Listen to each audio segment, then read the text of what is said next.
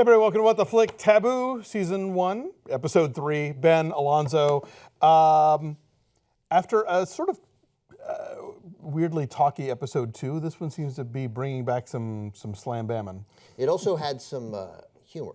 Like yes. There was just the exchange, the way Tom Hardy reacts, like he processes stuff in his brain, James Delaney does. He processes stuff in his brain like he never says to the actress, "Okay, you can stay." Right? He's always just like, "Brace, make up a room," And she's like a river. He's like, "Granted, all right." He's like, she just mentions the box with all the papers, and he's like, "Yeah, I'm gonna need that box," in his head. So okay, yeah, deal. Yeah, he's very calculating and not the warmest cat on earth. No, but obviously we thought there'd be more with the. And again, forgive me because I saw 2 last night, 2 and 3 together, so I'm going to overlap, I'm sure. The Hua, to go back to the second yes. came back. We knew she would. Right. And then he blackmails a guy. Like, it both indicates a degree of humanity in him, and then also threatening to ruin the cross-dresser's life. Yeah, and like it's the most sort of charming and supportive blackmail I think I've ever seen in a movie or a TV show. It's like, I will protect you, but also you're going to tell me this, or I'm going to ruin you. And then whap, and it's going to start. Yeah, it's going to start right now. Whoa, okay. Right. So how do we feel about that? I mean, look, I think we can safely say that this was not a character who is created to be lovable. That's right.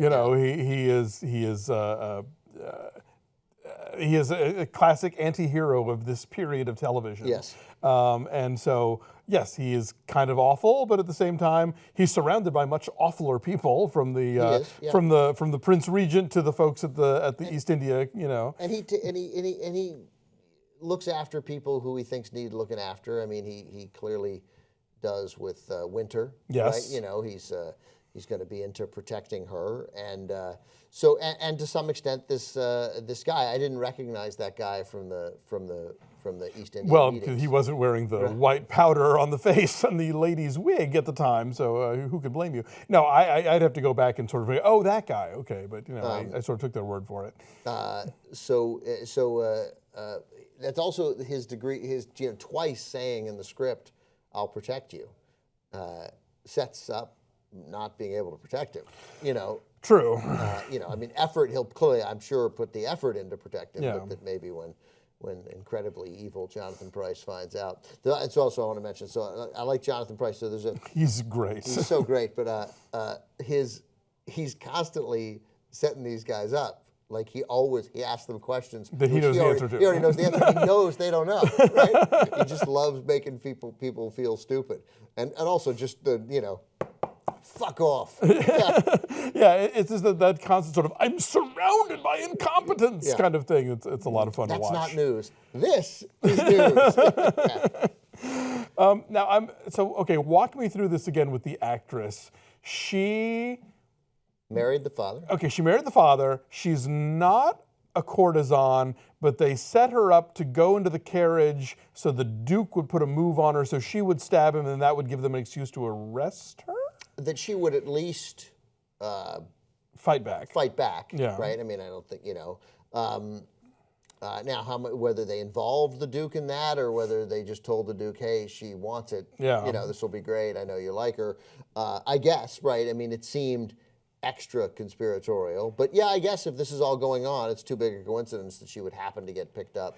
Right, but I mean, I'm trying to. What's the end game here? Is do they want to put her in jail? Do they want to force her to do what they want? Oh, I think they want to put her in jail to get leverage over her. Okay. So that they'll say to her, you're looking at 5 years hard time, or death, right? Yeah. Unless you survive, because now, even though he has a will, we can go back and kill. Now maybe killing James is back in, because she'll get inherit everything, rather than he can't say in his will that I give the island to the Americans if she has half of the island. Right. So that's the other big play of this episode, is the new will now. So that takes the British off his back, but puts the Americans on it. That's right, and you had to explain that to me before we started. But it makes total sense. Of course, now the Americans get it if he's dead, so the Americans kill him. But he assesses the danger from the Americans as the smallest. One, there aren't that many of them there. They're at war, and they can't. He's in England, after all. He's in England. All they have are some spies, and killing him is tough. And not only can the British not kill him, but the East India Company has a totally vested interest in keeping him alive. Yes. And will need to protect him should he be put in danger. Oh, that's true. Yeah, I hadn't thought about that. Then not only are they now not trying to kill him, they're also going to try and keep the Americans from killing him. So he's assessing that's the least. But the fact that he won't answer any of Brace's questions, and the Brace keeps asking the same question every time: "Where have you been? What are you doing? Why are you on this death wish?"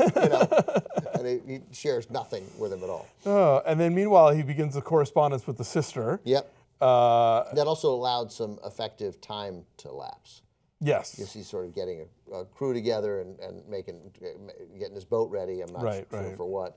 And at least we now know what he's digging up. Yes, but that was interesting, the exchange back and forth with the sister, because... After the visit from her husband. After the visit from her husband. Which was so creepy. He does not know how to play anything well. I don't mean the actor, I mean the character. The character, yeah. Yeah, he's misreading the...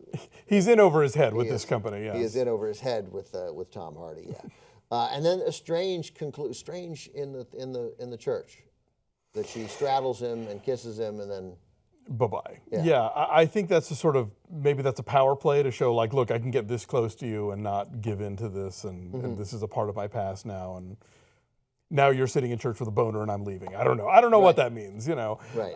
And then you've got you mentioned Winter, the whole, that's, they've been kind of underplaying the whatever sort of mysticism undertones are going on here, but clearly that's going to be a thing that gets talked about more. And it's funny, when she mentioned his tattoo of the Sankofa, I was like, well, I know that name. Why do I know that name? And it's because the British filmmaker Isaac Julian, who has been more of an academic lately, but was putting out a lot of stuff in the 80s and 90s, was part of this group called the Sankofa Film Collective of filmmakers in the UK. And I was like, I knew that name from somewhere. I had to Google it. Know that if I pay too much attention to the mysticism or his tattoos, I will lose interest. So I'm just like, I just wait for the reveal on this. Sure, yeah. And I'm just going to sit it out.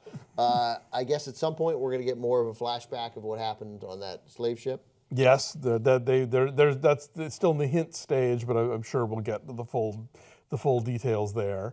I like, an accurate reflection in whether on television or movies of pain, and movies are notoriously bad at underplaying pain. That's one of the great things about the Don Siegel movie I talk about often, Hell is for Heroes, with Steve McQueen and Bob Newhart, and also Reservoir Dogs, where, being shot in the stomach is awful. Super hurts. Right, and so I was a big fan of how long this got played out. There was no moment during this last hour that he was not favoring the stomach. He was not in agony from getting stabbed in the stomach and stitched up by a hack. Right. Yeah. Well, which again, you talk about the allowing for passage of time. We get to a point where he's had some healing time. Right. Exactly. But that's an effective way to do it. But he was, it was brutal. Yeah. And I like that.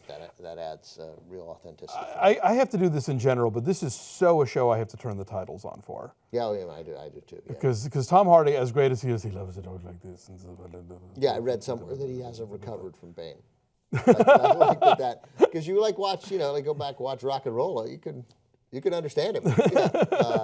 I always forget the name of the movie with it's him and Shia LaBeouf, and they're like bootleggers or something. Yeah. Right. It's time of what's happening in the city. What is saying? Anyway, that was a good brand. But you're great. I know. I did my Brando instead of my Tom Hardy. Anyway, I'm still digging the show, so we'll be back. Still totally into it. Jank's really into it too. So hopefully, he should. Yeah, totally. All right. Thanks for watching. We'll be back next week.